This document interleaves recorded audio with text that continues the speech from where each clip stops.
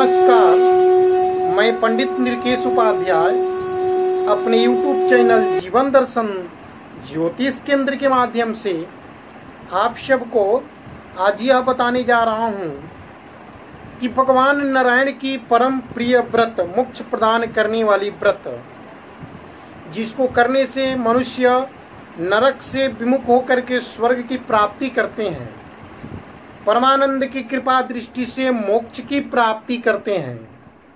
उस परम श्रेष्ठ व्रत निर्जला एकादशी व्रत कब है? निर्जला एकादशी व्रत इस वर्ष 2020 में किस तिथि को है? किस विधि से इस व्रत को करें? कौन कौन सी दान को करें? तथा इस निर्जला एकादशी व्रत की कथा क्या है, कथा भी श्रवण कराने जा रहा हूँ। अतः आप सबसे आग्रह है कि एकाग्रचित होकर के, ध्यानचित होकर के भगवान श्री हरि नारायण की कृपा दृष्टि की ध्यान करते हुए एकाग्रचित होकर के कथा को श्रवण भी करें।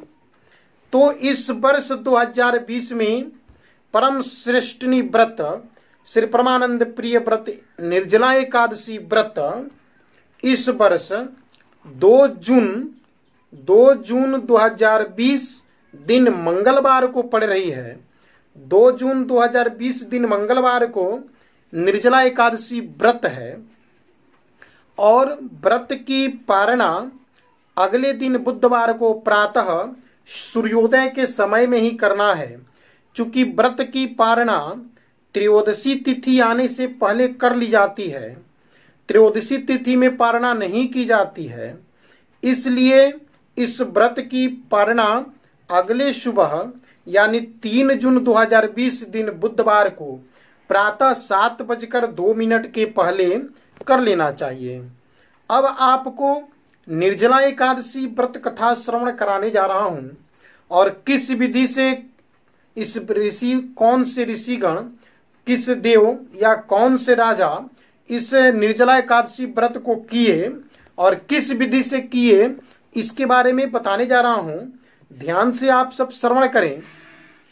एक बार पांडव भाइयों में गदाधर 10,000 हाथियों के बल रखने वाले भीमसेन व्यास जी के पास पहुंचते हैं और व्यास जी की चरण बंदन, अभिवादन, प्रार्थना, मंगलमय की प्रार्थना करने के पश्चात उनसे प्रश्न करते हैं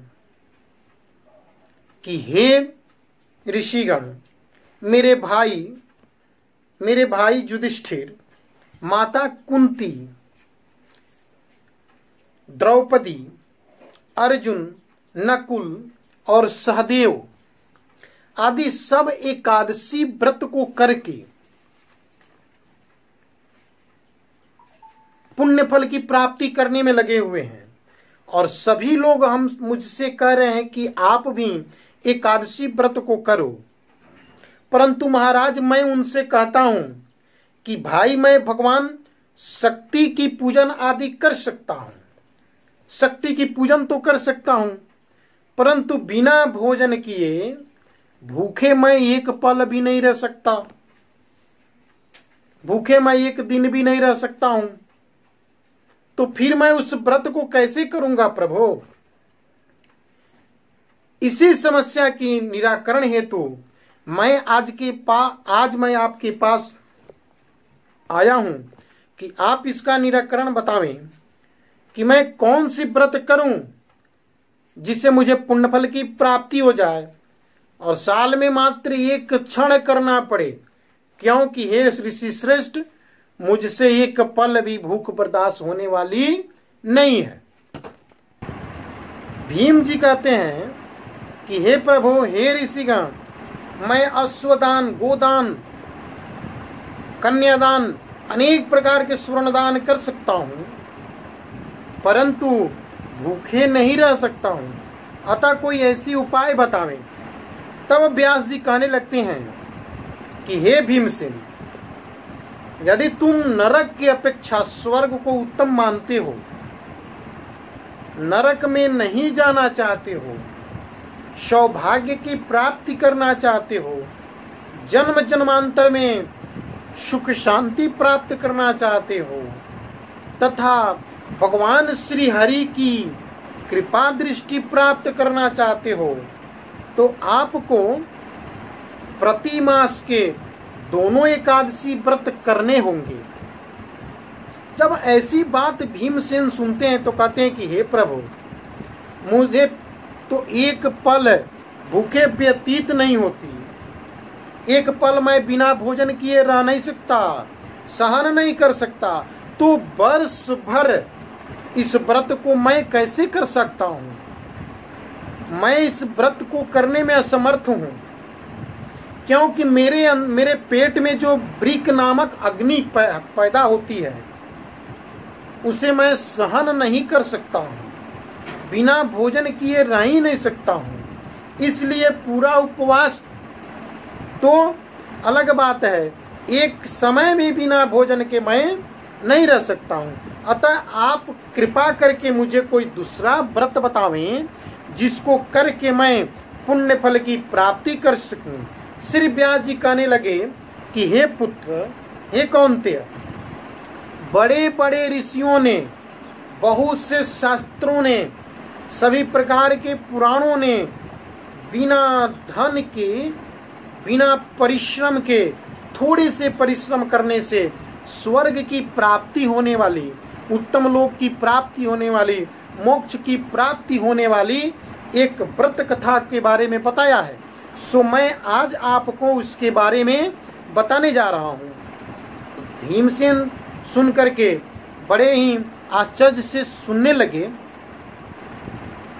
व्यास जी कहते हैं कि दोनों मास के जो एकादशी तिथि होती हैं उनमें से शास्त्रों के अनुसार, और इस कथा को हमें श्री हरि नारायण जी सुनाए हैं, उनके अनुसार सभी एकादशियों में एक ज्येष्ठ शुक्ल पक्ष की एकादशी तिथि की जो व्रत होती है, ज्येष्ठ शुक्ल एकादशी तिथि की जो व्रत होती है, जिससे निर्जला एकादशी के नाम से जानते हैं, वह निर्जला एकादशी व्रत को आप यदि करोगे तो आपको पुण्य फल की प्राप्ति भी होगी और आप नरक में न जा करके स्वर्ग लोक की प्राप्ति करोगे।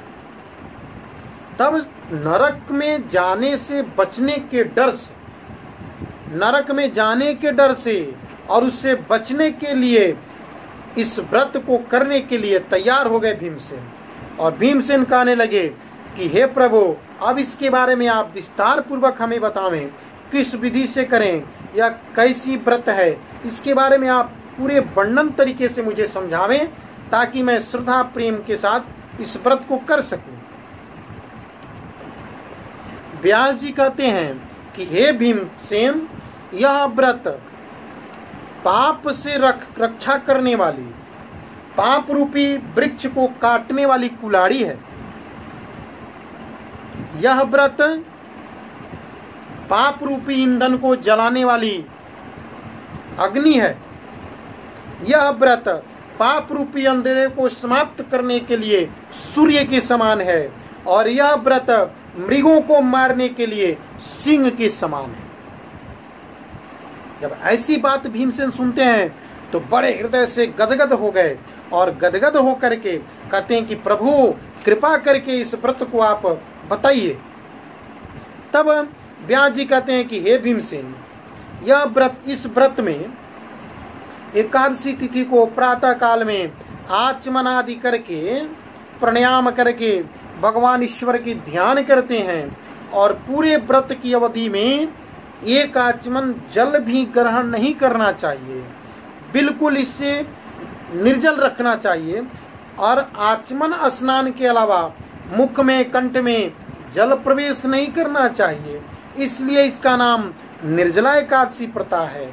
सूर्योदय के समय में ईश्वर की ध्यान करते हुए एकादशी सूर्योदय से लेकर के द्वादशी सूर्योदय के दिन व्रत का फल होता है। द्वादशी सूर्योदय से पहले उठ करके स्नान आदि से पवित्र होकर के ब्राह्मणों आदि को दान देना चाहिए।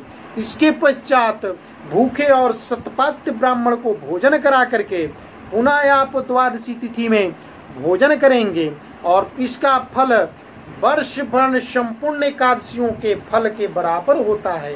निर्जला एकादशी व्रत का प्रमाण जो होता है, फल जो होता है, पूरे वर्ष के एकादशियों के फल के बराबर होता है। और यह व्रत खुद मुझे स्वयं भगवान ने बताया है। यह व्रत एक दिन के करने से मनुष्य निर्जल रहने से पापों से मुक्त हो जाता है। उनकी मृत्यु समय पर यमदूत आकर नहीं लेते हैं, स्वयं साक्षात भगवान के गण आकर के अपने विमान से लेकर के मोक्ष द्वार के पास लेकर के जाते हैं। इसलिए इस व्रत को करना अति उत्तम होता है और अत्यधिक श्रेष्ठ माना जाता है। तथा इस व्रत में ओम नमो भगवते वासुदेवाय, ओम नमो भगवते वासुदेवाय इस मंत्र की उच्चारण भी करनी चाहिए। इस आज्ञा को श्रवण करके तब भीमसेन ने इस व्रत को करना प्रारंभ कर दिया। इसलिए इस निर्जला एकादशी को भीमसेनी या पांडव एकादशी के नाम से भी जाना जाता है। निर्जल व्रत रखने से दूसरे दिन भोजन करते हैं, हृदय में भगवान की ध्यान करते हुए प्रार्थना करते हैं कि हे प्रभु हमारे ऊपर ऐसी कृपा दृष्टि करो कि मैं आपकी इस व्रत को कर सकूं, निर्जल रह सकूं, मेरे हृदय से द्वेष घृणा ईर्ष्या को निकाल दो, मैं और कोई अनर्गल वाणी न बोल सकूं, अनर्गल रूप से कार्य न कर सकूं। ऐसी हृदय में ध्यान करते हुए भगवान विष्णु का स्मरण करना चाहिए। फिर से भीमसेन ने व्यास जी से पूछा कि हे प्रभु इस व्रत को करने की क्या विधि है, सो विधि भी मुझे बताइए।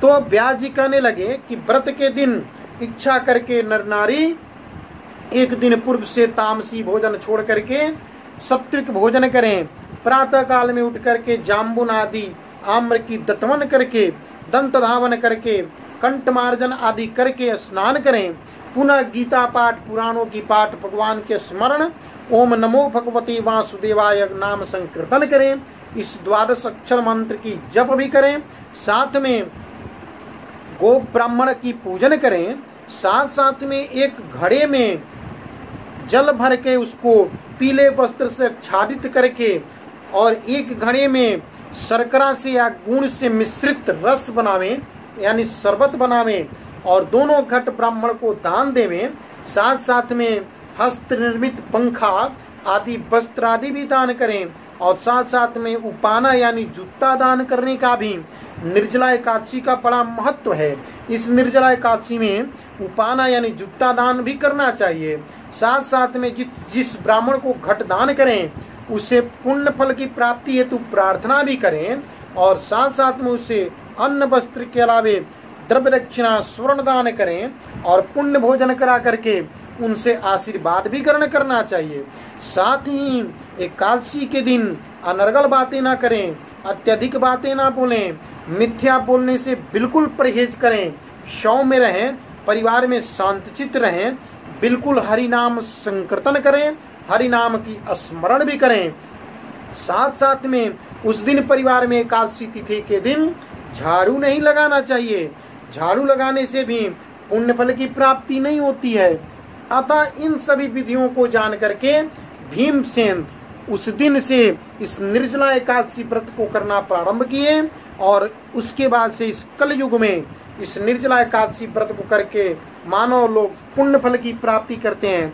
आप सबसे भी आग्रह है कि इस व्रत को आप बिल्कुल सावधान चित्त होकर के ईश्वर में भक्ति प्रेम से करते हुए इस व्रत को करें और दान संकीर्तन करें, नाम संकीर्तन करें। अंत में आपसे आग्रह कि यदि हमारे इस चैनल को आप सब्सक्राइब नहीं किए हों तो कृपा करके सब्सक्राइब कर लें।